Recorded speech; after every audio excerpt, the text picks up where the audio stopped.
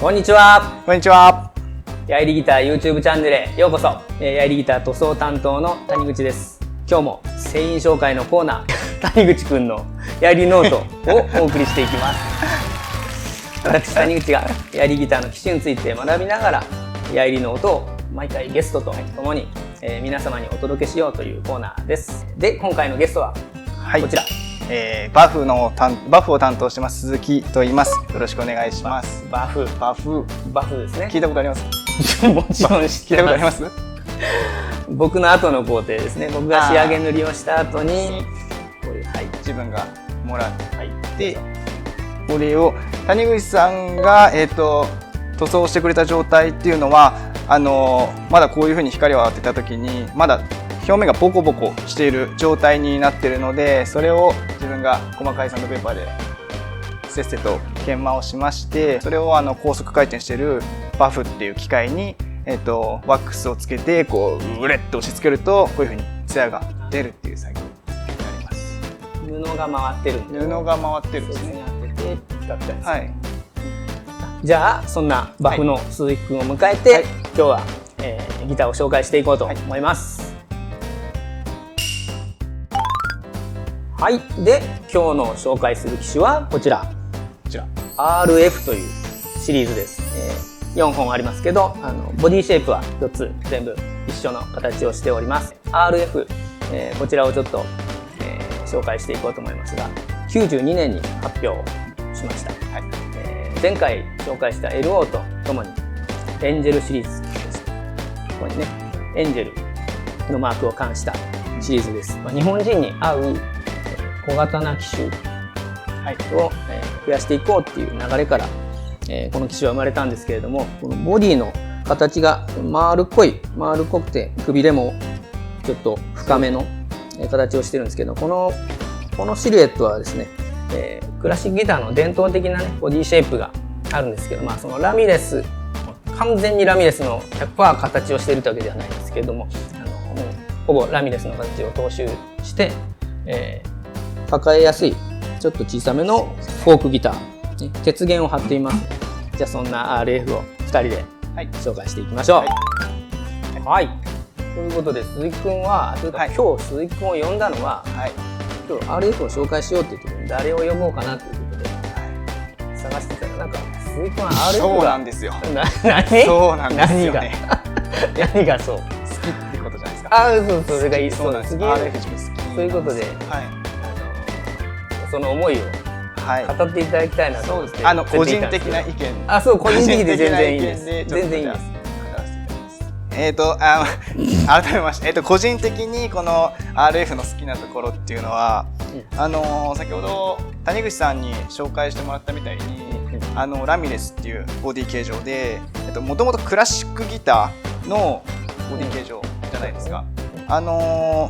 演奏スタイルとしてもやっぱり座って弾くし、ソロでこう長く演奏することが多いと思うんですけど、やっぱりそのボディサイズによって自分も身長が低いんで、こう腕回したりとかそういう面でこの弦高とかではない演奏性の高さっていうのがすごいこのギターはあると思ってて、ボディの厚みもそうですし、このボディのくびれの深さだったりそうなんですけど、そういう風で演奏する時にやっぱりストレスがなく演奏できるっていうのがすごい自分は好きなところですね。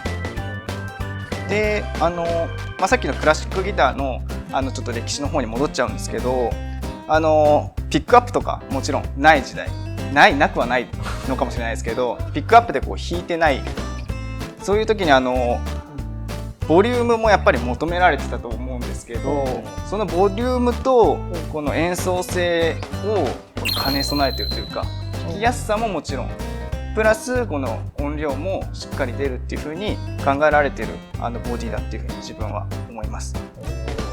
ただクラシックギターなんでもちろん弦が違うじゃないですか。ナイロン弦が貼ってあって、で RF は鉄弦なので、その弦が変わることによって力木のこの中のパターンが変わりますよね。そのパターンとか削りとか、あとスケールも変わってるんですけど、それをこうその良さをクラシックギターのボディサイズ、ラミレスのボディサイズのその演奏性を生かしつつ、このフォークギターの音量であったりとか、音のバランス、各弦のバランスっていうのをこう追求して作られてるっていうところで、自分はこの RF が好きなところ、魅力だと思っています。はい、すごいな。はい、本当に好きです。はい、こんな風に、紹介した上で、次は音を、はい、音を紹介して、はい、音を出していこうかなと思います。はい、では、ここからこの4機種を全部、弾いていこうと思います。ストロークとあとフィンガーピッキングとで、弾いていきますんで、音比較で弾いてみてください。どうぞ。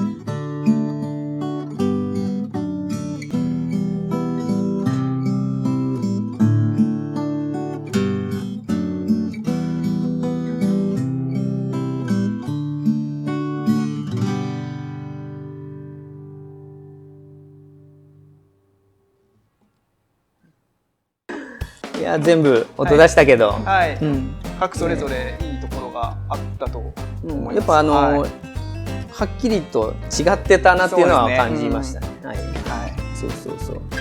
自分はこの最初1本目でしたよね、6号。6号が1本目。6号1本目弾いてる時、やっぱり音すごいこう外にビュンビュン飛んでる感じがしましたね。どちらかというとこう中でこう響くというか、外にこう音をしっかりこう吐き出してる感じというか。音量がね、そうですね。なんか、むしろっていうか、6号が一番音量大きい気がした。そうですね。なんかこう、いい意味でこう雑味がないというか、なんでこうすごいこうなんていうか個性的な、すごいこう他にこう混じり気のない、なんかバンドとかでこう弾いてもこの音はすごいこう際立つというか。ありますあります。アーティストでもこう6号を選ぶっていう人も多いですね。やっぱりさっき鈴木君が言ったみたいに倍音はやっぱり雑味っていうかそうだね、倍音が少ないからこそバンドでうずもれにくいっていう、そういうのがあるかなっていう。その続きの話でいくと、90はすごいこう倍音豊かだったなっていうふうに感じました。外で聴いてて、中でこうすごいなんかいろんな音がこう混ざり合って音が響いてるなっていう気がして、なんでこっちはもうなんならさっきみたいに谷口さんみたいにこう演奏一人でする時とかもすごいこう一本で入るギターなんじゃないかなっていうのを感じました。他にやっぱ低音がよく出る。そうですね。ここと比べても出てるし、口調はやっぱり120はどうかな。120ガラッと音質変わりますね。なんかやっぱり鈴なりちょっと固めの音というか、ガラッと印象が、さっきのこのマホガニとかは温かさとか明るさとかこういう、そういう感じだったんですけど、こっちはどちらかというとちょっとやっぱりローズウッドの材質の硬さがある分、音にもこう硬さとか、こう鈴なり感とか、高音が伸びるなとか、そうですよね。高音綺麗。そう、この150ってハワイアンコアだからかなと思うんだけど、まあボディ自体も軽い、なんか思ったより軽い。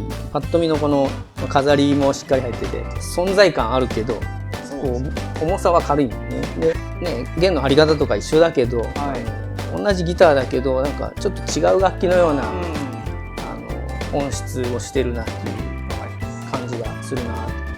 これだけあれですよね、HQ 仕上げになってるんですよね。HQ 仕上げ。このモデルだけ HQ 仕上げになってて、力木がちょっと削り方が変えてあったりだとか、やっぱりなんか音の伸びとかも HQ 仕上げだからこうあるのかなって自分は感じてました。そうか。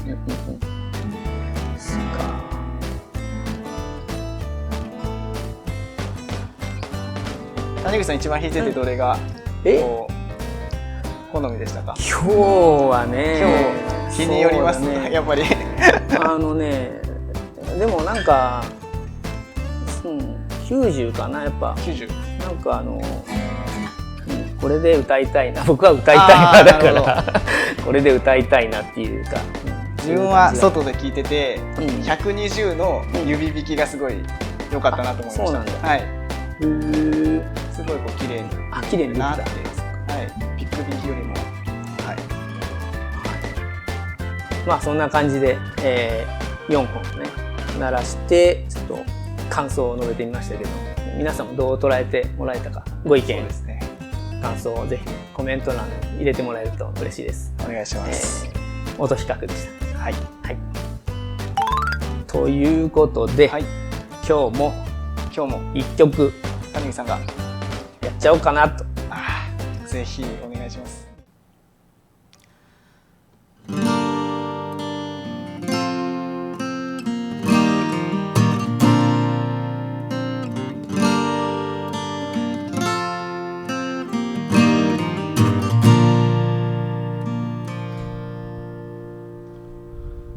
さよならありがとう声の限り、悲しみよりもっと大事なこと去りゆく背中に伝えたくて、ぬくもりと痛みに間に合うようにこのまま続くと思っていた。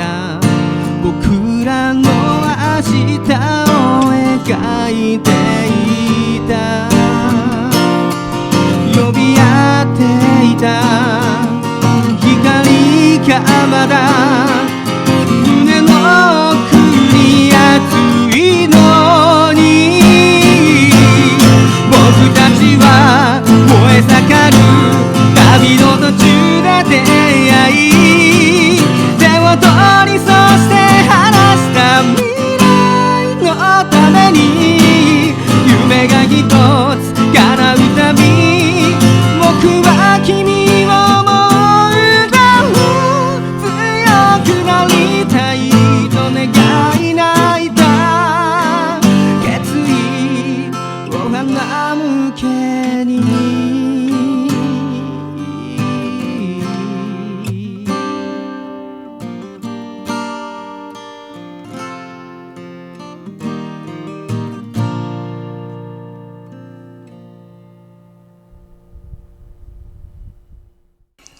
はい、というわけで RF をソジック君とともに紹介してきましたけれども、この動画見ていただいて、RF 興味持っていただいたり、また欲しいなって、思っていただいたなら楽器店等で触ってみていただけたらと思います。